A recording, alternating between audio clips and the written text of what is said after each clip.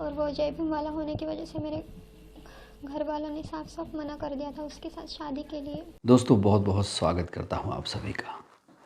एक सच जो हमसे सालों तक छिपाया गया।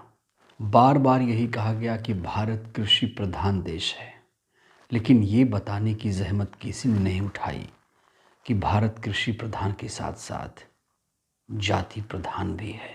बड़ा सवाल यह है कि जातियों का विनाश कब होगा। जातिवादियों के नसों में नफ़रत का जो जहर घुला हुआ है वो ख़त्म कैसे होगा।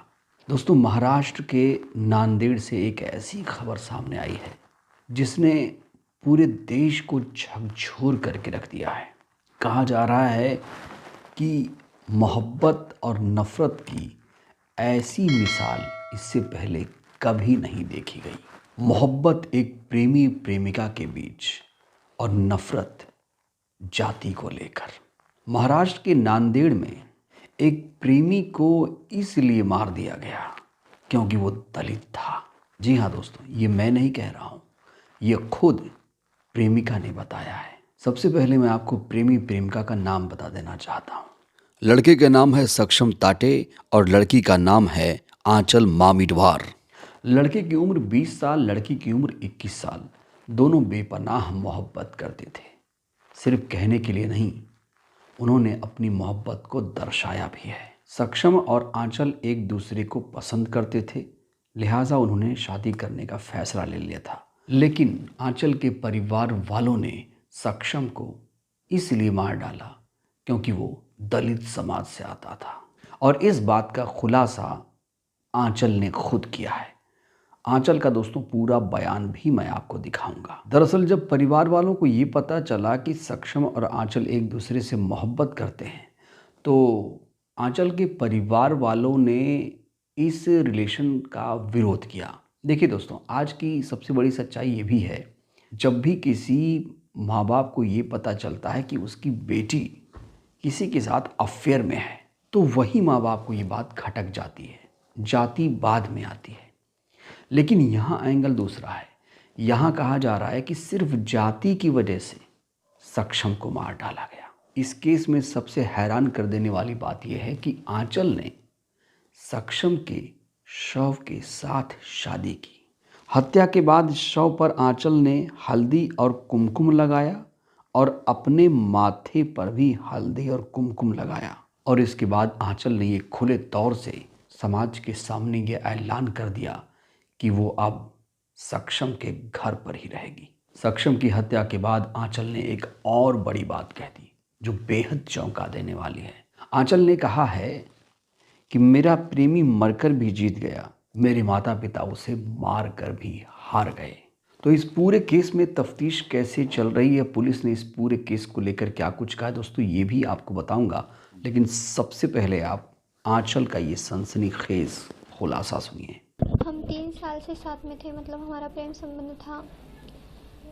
मेरे घर वालों को पता चल गया था और वो जय भीम वाला होने की वजह से मेरे घर वालों ने साफ साफ मना कर दिया था उसके साथ शादी के लिए।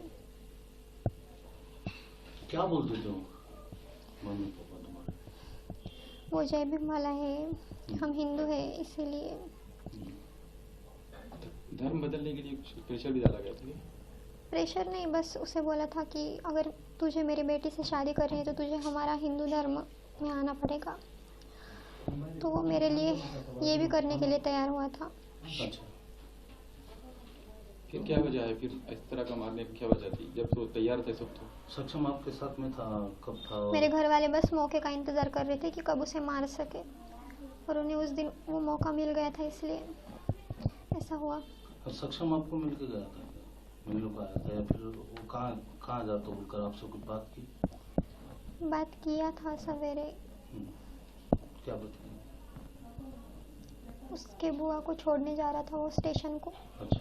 उसके बाद हमारी बात नहीं हुई, जब मुझे भी आइडिया नहीं था कि ऐसा कुछ होगा। सक्षम की और आपके पिताजी की और आपके भाई की डांस करते वक्त एक जयंती की वीडियो भी वायरल हो रही है, उसमें तो बड़े खुश नजर आ रहे हैं सब। तो जब आपको क्या कहा गया था, आप भी थे उस वीडियो में? शादी लगा के देंगे बोले थे, सब तेरी मर्जी से होगा। आपसे सक्षम को भी सवाल बहुत भरोसा दिलाए थे, हम्म। उसको भी आइडिया नहीं था कि ऐसा कुछ होगा। वो मेरे पापा की बहुत रिस्पेक्ट करता था।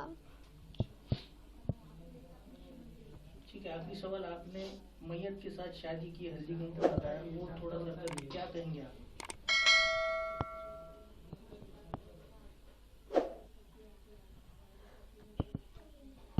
आपने सक्षम के साथ में जो जिंदगी बिताने का जो सपना देखा था, पूरी रस्म पुणे आपने की, क्या कहेंगे आप उसके ऊपर?